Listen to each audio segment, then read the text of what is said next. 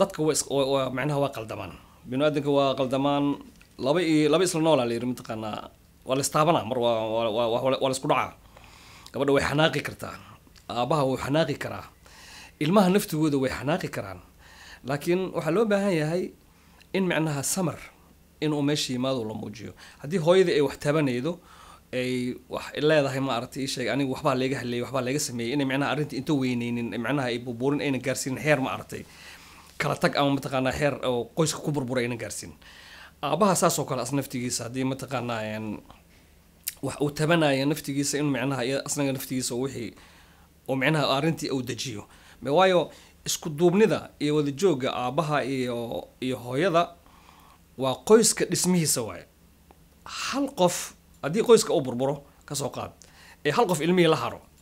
ilmahaas waxaa lagu sheegay in koridooda iyo waxbarashadooda si laga rabay ay noqonayn hadda ka hor buug ay qoreen saddex naag oo laga sheekeynaya mataqaanaa North America saddex qofood oo laga sheekeynaya saddex naag oo buug qoreen oo macnaha Alena Moore ahaa single mother buug ay qoreen waxay ku sheegeen maaragtay in macnaha ay sheegeen nolosha ay ku adag tahay ilmaha cunugii ku barbaaray hal hooyo ama hal aabe la soo koray waxbarashada heerkii laga rabay oo dadka ardayda da'dooda ah meesha laga rabay inuuna gaarin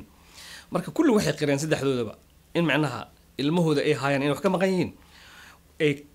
ilmahooda ka liitaan kuwa kaloo wada joogo waa qoyska kaloo wada joogo aabihii hooyada oo wada joogaan marka xataa naftigeeda mentality ahaan ay ugu roon tahay markii macnaha oo la yiraahdo xataa cunuga naftigiisa macnaha sikiska ahaan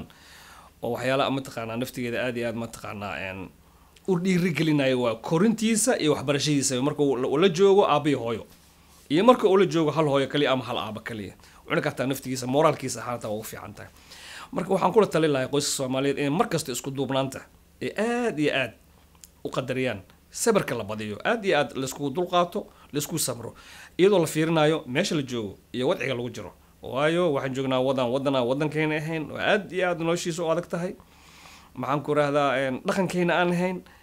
baqid iyo cabsina ay nagu jirto naftigeeda ilmahan nala joogo anaga naftigeena ilmahan midinka tagi doonaan ilmahan ma idinka wada doonaa cabsidaasna ay nagu jirto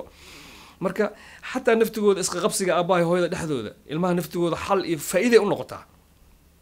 qaarkood way ku baxaan si rabaan ku helaan moogtahay aabaha iyo hooyada isqa qabsanayo laakiin aabihii hooyo macnaha wada degan oo cool ah badanaa ilmahooda waxa waaye way xakameeyaan wayna ka adkaadaan waxaan kaloo aan dhihi lahay hooyadii aabaha Soomaaliyeed aan kula tali lahaa in markii ay wada hadlayaan xataa naftigooda inay ilmaha hortooda ay ku wada hadlin haddii conflict jiro ama wax yar ay jiraan inay naftigooda gooni ka dhigtaan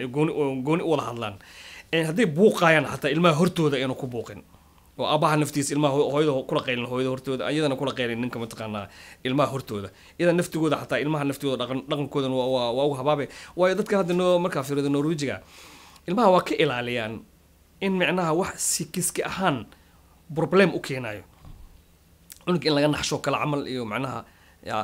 haddii la yiraahdo hadda fiiri joornaalada waxay ku soo qoraan hadduu nin aaba ama nin hadda kor dad wax dili jiray odayaal iyo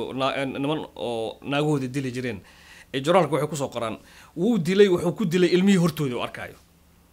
fiir wax weyn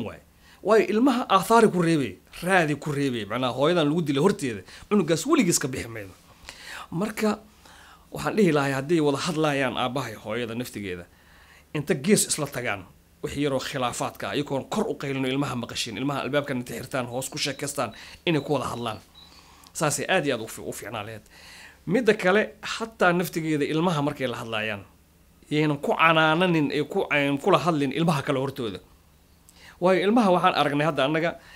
cunug markaa la hadasho oo cunug kale hortiis kula hadasho